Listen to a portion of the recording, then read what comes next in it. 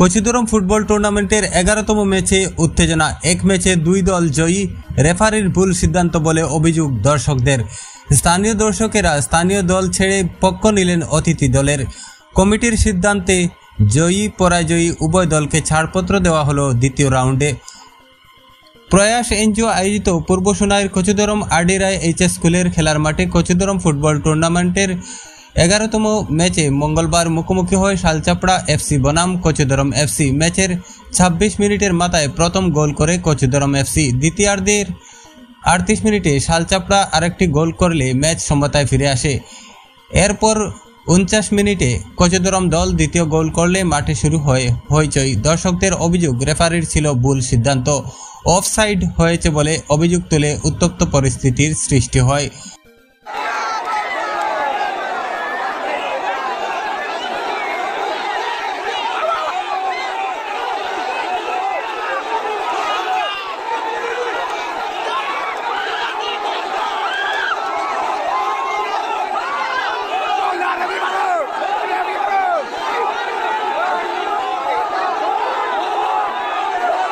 গোল হওয়ার পূর্বেই সহকারী রেফারি ফ্ল্যাগ তুলে আবার নামিয়ে দেন, কিন্তু সে সময় রেফারি তাহা লক্ষ্য করেননি, কারণ সহকারী রেফারি পিছনে ছিলেন, এমনটাই কমিটির পক্ষ থেকে জানা গিয়েছে।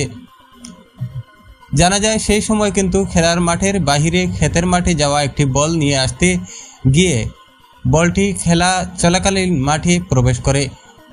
রেফারির দাবি বল দুটি হওয়ায় ফ্ল্যাগ তুলেছিলেন, কিন্তু দর্শকেরা তাহা কোনোভাবেই মেনে নিতে পারেননি। এরপর শুরু হয় উত্তেজনাকর পরিস্থিতি। মাঠের সব দর্শক চড়াও হন রেফারির উপর, যেন বাংলাদেশের পরিস্থিতি।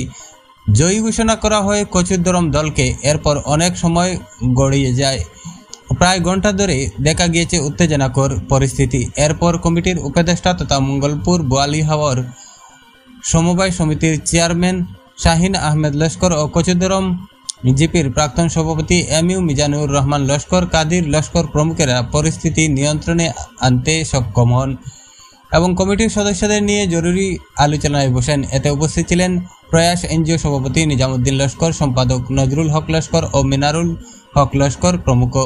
সন্ধ্যা 7টার দিকে তারা এক দূরদর্শী সিদ্ধান্ত গ্রহণ করেন।